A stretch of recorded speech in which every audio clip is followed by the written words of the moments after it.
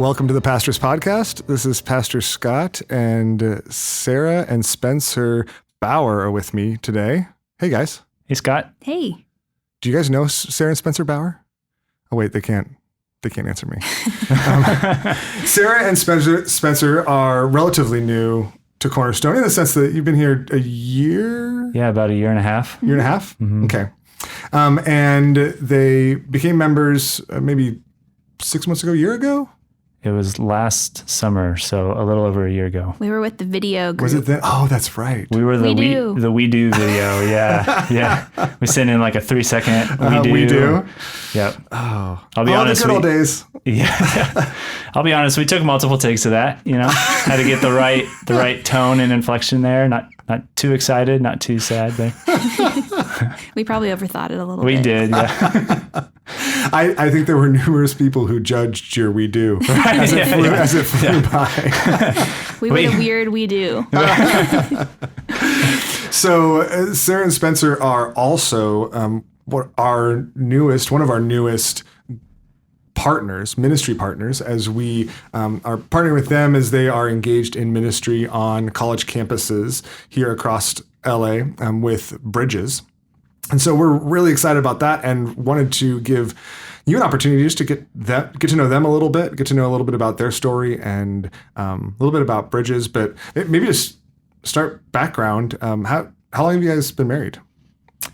We've been married for 4.5 years. Got married in May, and so it'll be 5 years this coming May.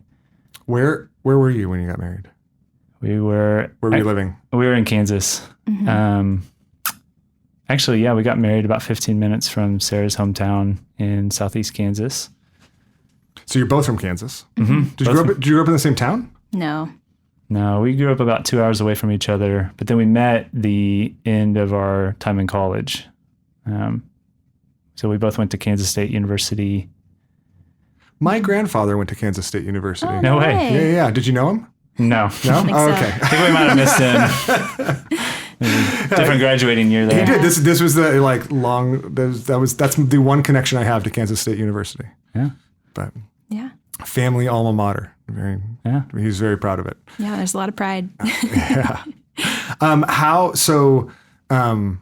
You met at Kansas State. Were you Christians at that time? Like when did you become Christians? Yeah. So is that a complicated question? I mean, everybody has a story for that. I grew up going to church, but I'd say I started following Christ the summer before my 8th grade year. So I came into college already following Christ and already kind of established in my faith. Mm-hmm. For me, it was kind of similar, maybe a little bit different.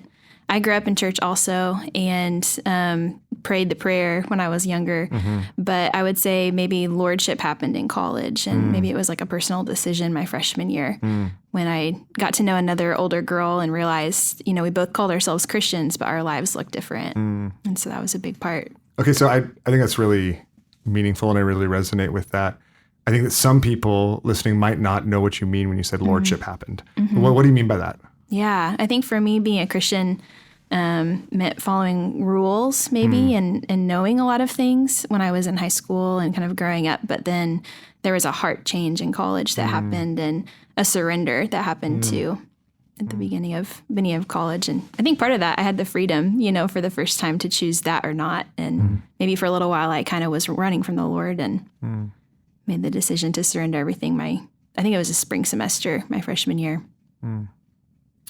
It's interesting. That I have a similar story. It was the spring semester of my freshman year in college when the Lord, I felt like He was just saying to me, "You knew all these things, so now what?" Right? Like, what does this life actually look like? So, that's really sweet. And so then you met at the end of college. At Kansas State, did you say? Yeah, so we were involved with the same campus ministry, but it was really big, and so we actually didn't really meet until probably our senior year. Our first senior year. Yeah, we also had two senior years. We had 2 of those. Yeah. Did you purposely fail your senior year so you could spend more time together? Is that what? No. You're like, hey, this is a great relationship. I don't want to leave. We were actually friends for a while before. We didn't start dating until a year Maybe after we graduated. Oh, okay. Yeah, a year after we graduated. Something like that. Yeah. Yeah. And were you still there at Kansas State? Or like in the area? No. So let's see. We were part of that big campus ministry, and so we were just in different friend groups, basically. Like I was in the dorms, Sarah was in a sorority. Sarah drove like a big black truck, which was intimidating, and I didn't know how to talk to girls at that point. So it was probably good that we met a little bit later on. I think we both had some maturing to do, probably. And then we both graduated the same year and went and joined. We were part of a different ministry before Bridges for about 4 years. And so I think it was both of getting involved with that organization. Which is called the traveling team. Yeah. When we were students. And so I think that's how we really got to know each other. Mm-hmm. Cool. So now you're a part of a ministry called Bridges. Mm-hmm. What is Bridges? Yeah, so Bridges is a campus ministry for American and international students to connect. So it's actually underneath the branch of Cru, or what used to be Campus Crusade for Christ, but we kind of are on our own on campus. And we like to say that Bridges has 4 S's that are kind of part of like what we do. We have social. That's a big need for students on campus to connect socially. Spiritual, have spiritual conversations from people from different worldviews. Service, we serve them like Christ serves. And then student leadership, right? Is that, yeah. Trying to You did good. Wow. Thanks. So that's kind of, for the record, without notes. Right, yeah. That's impressive. we've been explaining Bridges a lot. I think if Cornerstone had 5 S's, I could probably only ever get 4. Sometimes I repeat the same one a couple times. Yeah, that's right. Yeah, sometimes the 4 S's turn into 3 S's. It is on the top of our mind, though. We're just finishing launch, and so we've been explaining it to students a lot the last few weeks. Okay. And so that's not even just like a ethos in who you are, but that's who you, as you present to students, that's kind of what you offer to them. Is this social connection, this service connection, student leadership, and then the spiritual. The spiritual. Spiritual dialogue. Yeah. Because we want to be upfront that Bridges is, started by Christians, it's led by Christians, but it's not a Christian club. And so actually the majority of our students that are involved are not Christians. So I like to say we serve students primarily by being a social resource, helping them connect to other students, but then also a spiritual resource, helping them answer, the big questions of life and maybe read the Bible for the first time, or, maybe attend church for the very first time. So were you a part of Bridges before coming to LA? Or is this like the new connection?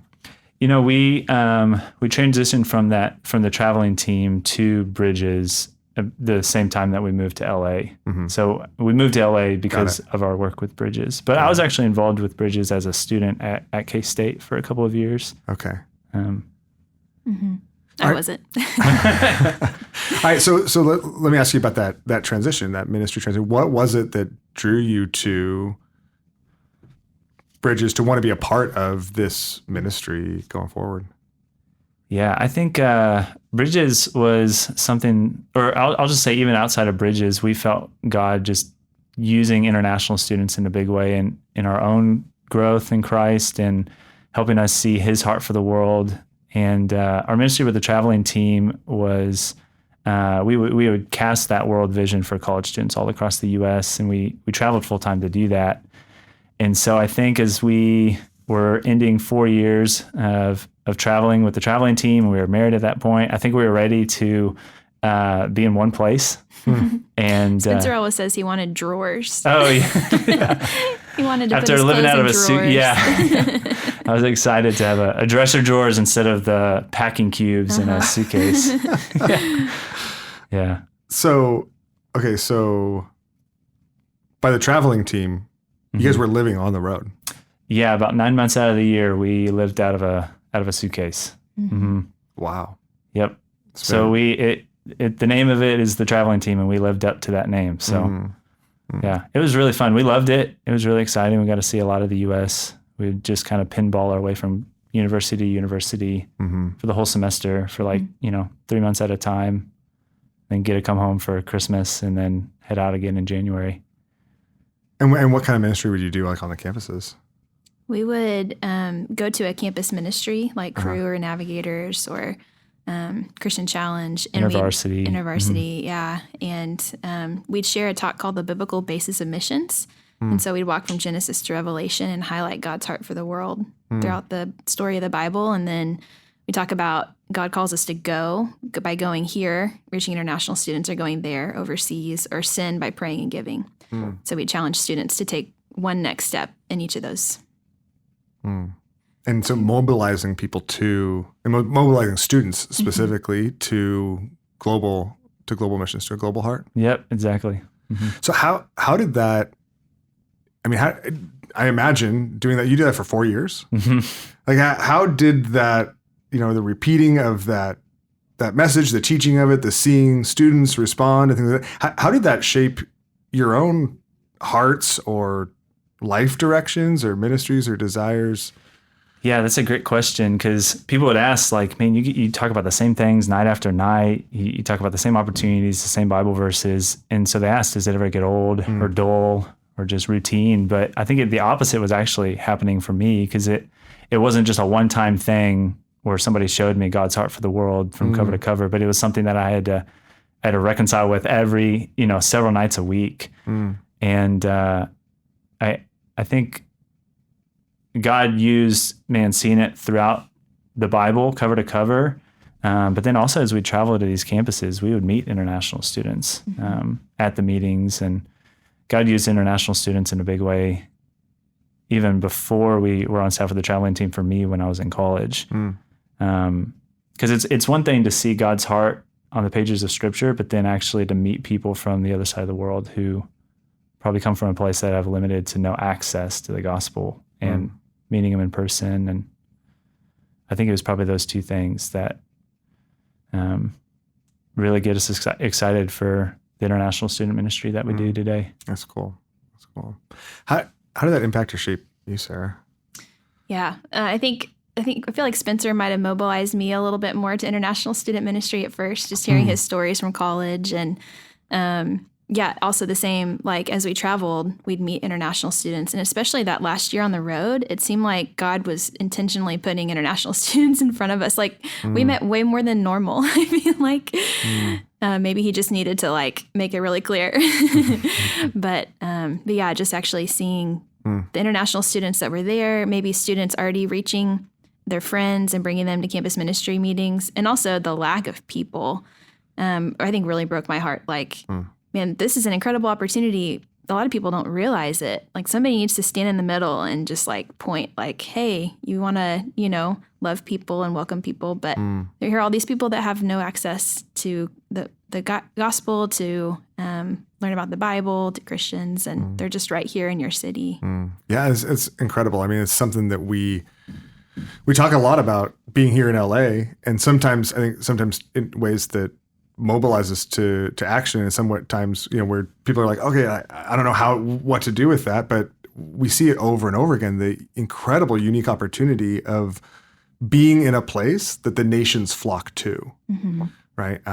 Being in a place that the Lord continues to bring, and to bring people even from places and in places and from cultures and even countries that we couldn't go to, right, in the same way, or at least not with talking about those things with the same ability. Yeah, that's very true. I think one of the things that gets me excited about our ministry in particular is just that it is strategic. I mean, we do need to send people overseas to those places, and there's a lot of obstacles to be able to go there. Language, government, travel restrictions, especially nowadays, even just learning the culture and everything and all the different systems of that country.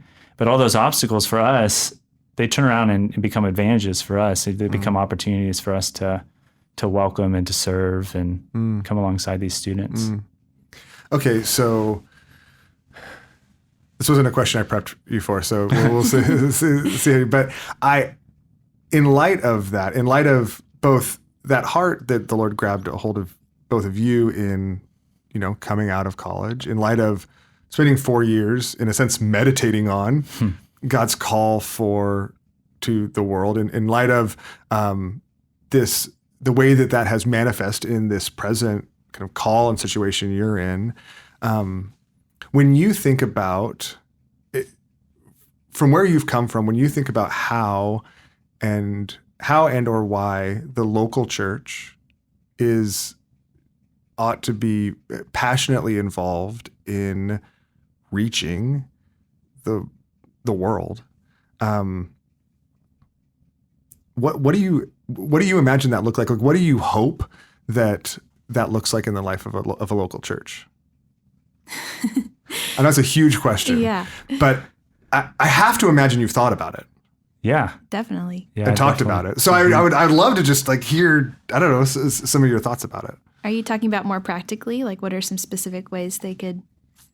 Honestly, I just want to hear your thoughts. Okay. Like, I don't know if I'm like, talking like 30,000 foot level about just how we should think about it, or practically how we're involved. Like, I would, and we can talk about this more in this context later in other times, but just in light of that, and in light of just where you've come from and what the Lord's been doing, I don't know. I just love to hear your thoughts about it.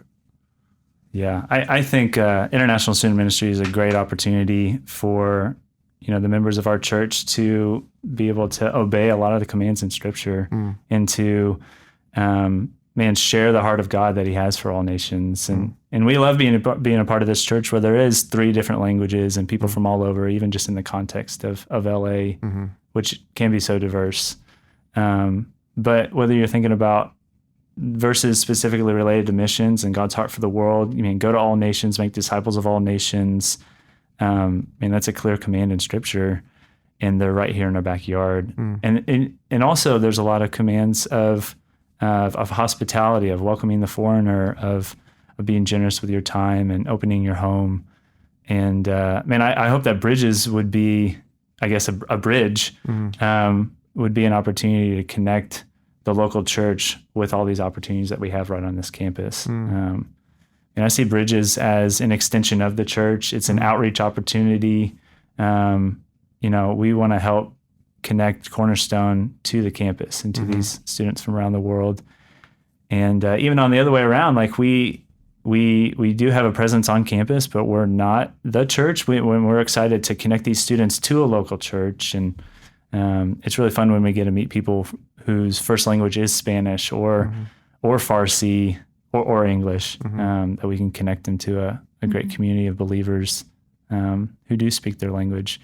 I think the other thing with this too is, when you're on the college campus, it's a little bit of a bubble. And so you only are interacting with other, 18 to 22, 23-year-olds. But when you can get them connected and around like a church community, that's multi-generational. And I think, one desire that a lot of these international students have is to be around families. They want to come and experience America and American culture, and they meet a lot of other people their age, a lot of their colleagues and classmates, but they don't get into American homes, so they don't get to meet local families oftentimes. Yeah, that I totally agree with that. That was really good, Spencer. Yeah. What? Okay, so you've been here for a year and a half.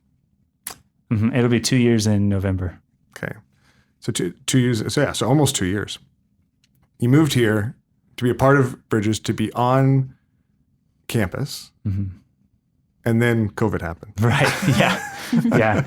What was the last year and a half like, in a new city with a new, ministry kind of assignment to college campuses that don't have any people on them?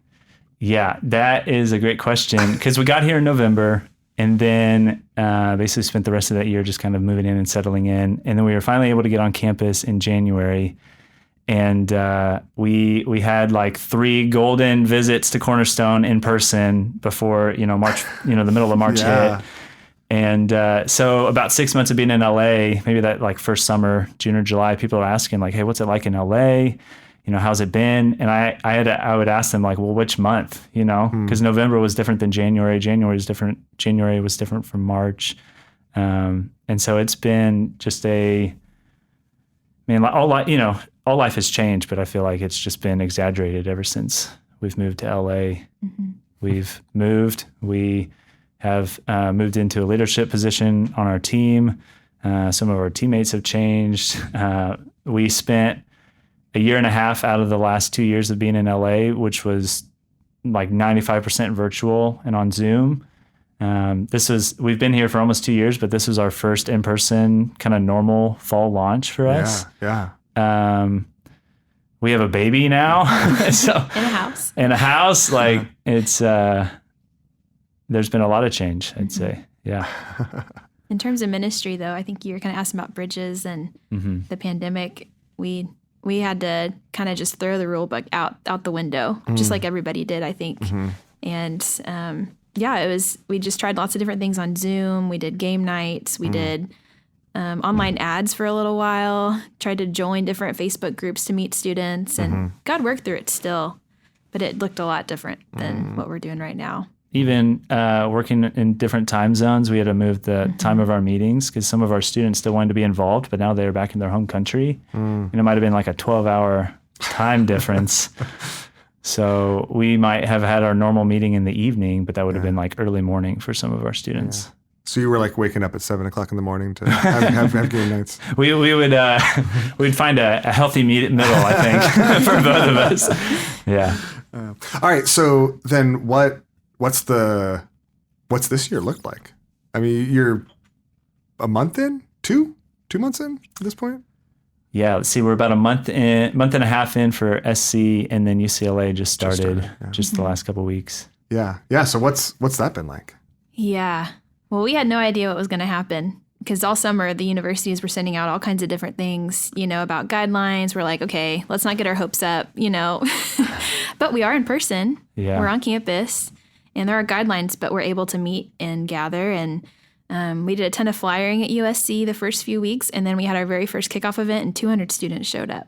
Oh my gosh. And just to give some reference, like, I think, at least since we've been here, I think our team has seen lots of different numbers, but never that big. Maybe 50 was the biggest meeting that you and I have been to, Spencer.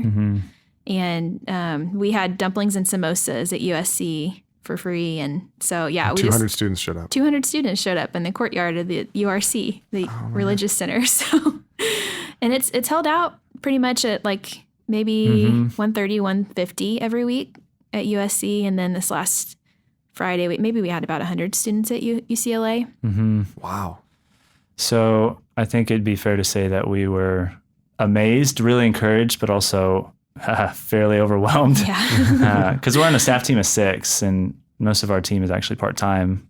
So I think now we've just been kind of in a blitz mode with launch, and now we're just looking to try to make the most of this huge student turnout. So over the course of the semester, as you're trying to engage with people socially, spiritually, I'm going to remember. By the time the end of this call, I'm going to remember all the S's. But socially, spiritually, what does that look like? Like how do you do that with 130 students? How do you do that with 100 students at each campus? Yeah, so we. You can say I don't know. It's okay if you don't know. Well, I think a recurring phrase I've been encouraging our team with is that we are building the plane while it's flying right now, because we are really excited about the student turnout, and I think a little bit of it is just this cultural moment that we're in where we essentially have like 2 freshman classes, and people have just been dying to be able to finally be back in person and find community, and everybody's really excited about it. So we have kind of a large group event on each campus, Monday and Friday nights. And that for a lot of students is probably like the front door, kind of the first impression of our ministry. We call it Bridges Living Room. And we do a dinner and discussion. And so it's not like your typical campus ministry worship night, prayer, message sort of thing. We really just want to create kind of a home away from home community for these students. And so we kind of base it off of like, a family dinner table at night. So they can come, we'll have a meal from different parts of the world. Like we've had Indian, we've had Chinese and American, of course. Food-wise. Yeah. Oh, yeah. We also have a lot of Indian and Chinese students. Right. I guess I didn't clarify that was the cuisine that we have for that dinner. And they can come and then the second half of the night, we have some sort of guided discussion. And so that's where we can, begin to introduce spiritual topics or maybe a story or parable from the Bible, and they've never read the Bible before in their entire lives. I guess the other thing with that is, we also want to give our students an out. Maybe they are coming and they're just not ready to engage in spiritual things, and we'd love to be able to like build a relationship with them, to the point that they do trust us, and there is a safety for them to be able to explore the Bible and what it means to follow Christ. And so we'll have a spiritual discussion and then a cultural discussion for that night. And from that, that's kind of our team event. And from that is where each of our staff can start to build individual relationships, personal relationships, personal ministry, where we can follow up with the students later and get lunch, get coffee, start to see them on a regular basis. And from that, we can, encourage them to start thinking about some of the bigger questions of life and their purpose and maybe what their spiritual background is. And we're just now starting in the last couple of weeks, starting to form these Bible reading and discussion groups, which are for non-believers, non-Christians. I had a student one time ask if I'd sit down to start reading the Bible with him, and I said, "Oh yeah, of course." And then he stopped me and he said, "But I need you to know that I'm not a Christian and I've never read the Bible before. Is that okay?" And I was like, I was honestly on the inside pretty excited. Yeah. But I played it cool. You're like, it's okay. Yeah, and I'm like, what? No worries, man. That's fine. We'll just sit down and I'll make an exception. Yeah. Oh, that's so cool. And so a lot of our kind of the weekly events are those dinner and discussions, and then some of those smaller groups where we can get into spiritual topics. That's cool. So what's navigating this new entry point, this new season like as new parents? Crazy. I guess, I don't know. This is funny timing, I think, to have a baby, but the Lord knew best. I feel like the Lord's been teaching me through this time that, I have a lot of like weaknesses and I have limits, even more than I knew before. I have more limits than I ever had before having a baby. But I am really thankful with this job we're able to bring her along. And that's been really cool, even just in ministry, having the family ministry. And our students love Nora. Our daughter's name's Nora. She's a little blue-eyed baby. A lot of them haven't been around anybody with blue eyes before. So she's kind of a fun little baby to have around. But yeah, I think just learning, it's okay to step away from things for me, and it's okay to go home early. I've had to let go of that, I think. But also the Lord has been faithful to use the time that I have had to connect with students still. And Spencer also lets me we tag team a little bit. Like if I want to meet with a student individually and have a little more focused conversation, then I'll go to campus by myself. But yeah. How old's Nora now? She'll be 4 months tomorrow. Oh my gosh. Yep. She's pretty great. It goes quick. Man. I feel like every morning I go to wake her up and I'm like, oh my gosh, you're bigger. Yeah. Yeah. I feel the same thing about my 15-year-old. We were just talking the other day. Laura's like, we need to get the boys new beds. I'm like, what do you mean new beds? Like, they're beds. Like, she's like, I'm not sure they fit.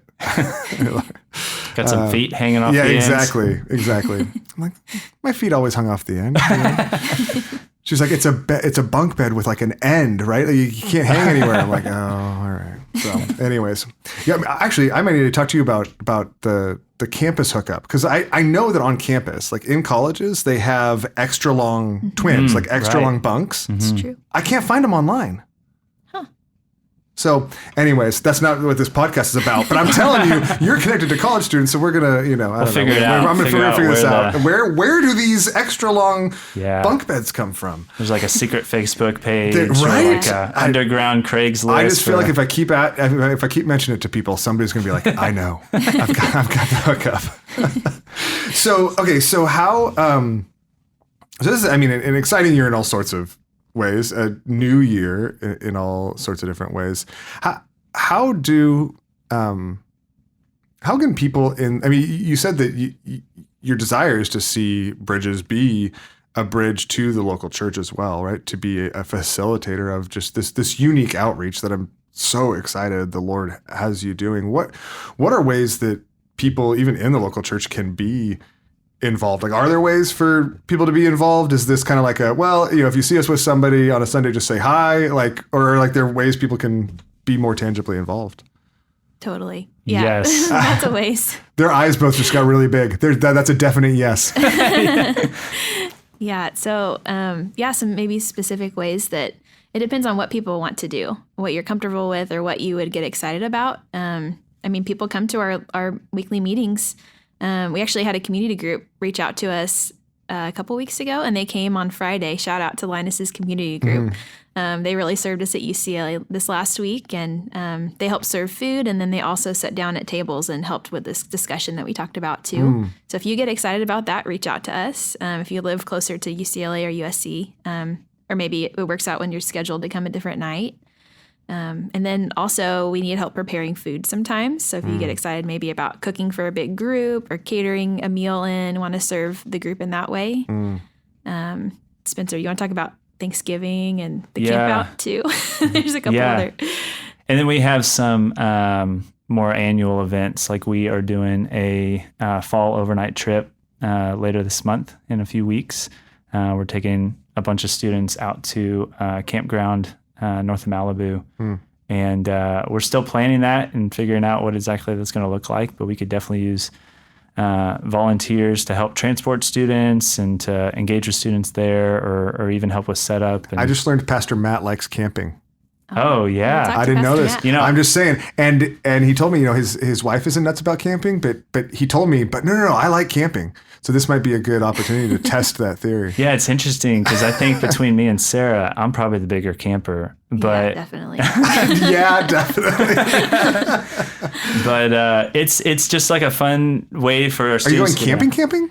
Or are you going to like a camp with cabins and stuff? Cabins. Sarah would know okay. this. Yeah, I'm the one Yes. planning the trip. I don't like camping. And that's why you're in cabins. You got Yes. yeah. Yeah. So actually, maybe that was a good thing that you're in charge of planning it, because Yes. then There's bathrooms. That's a big thing. Win. Yeah. there will be bathrooms, Cool. there will be showers. So anyway, so that's something you're doing in the fall. That if people want to be involved, it's a way to get involved. Yeah, that'd be a really helpful way to do that. And then the second thing that we'll be doing, even just this fall, is a Thanksgiving pairing program where we, connect students on campus with local families, and the families we just ask them to set an extra place, an extra chair at their Thanksgiving table or with whatever they're doing for their family, and be able to invite a couple international students in to join them. And so obviously that'll be the week of Thanksgiving at the end of November. Wow, what a cool opportunity. And I love this. This is one of the reasons why I'm so excited about what you guys are doing. I'm so excited you're here. Partially because of just like we talked about, the strategic nature of fulfilling our call as a community, as a church, to reach the nations, and to start with that here, to continue to facilitate the reaching of people here and the sending out of others. But also because to my estimation, the best type of parachurch relationship, the best type of parachurch communities are the ones that facilitate and provide opportunities for the life of the church to make connections and to be a part of reaching out to communities and facilitating this type of disciple making that otherwise they just wouldn't know how to, right? Wouldn't know how to start. And parachurch at its best is setting up opportunities for the local church that otherwise they wouldn't have.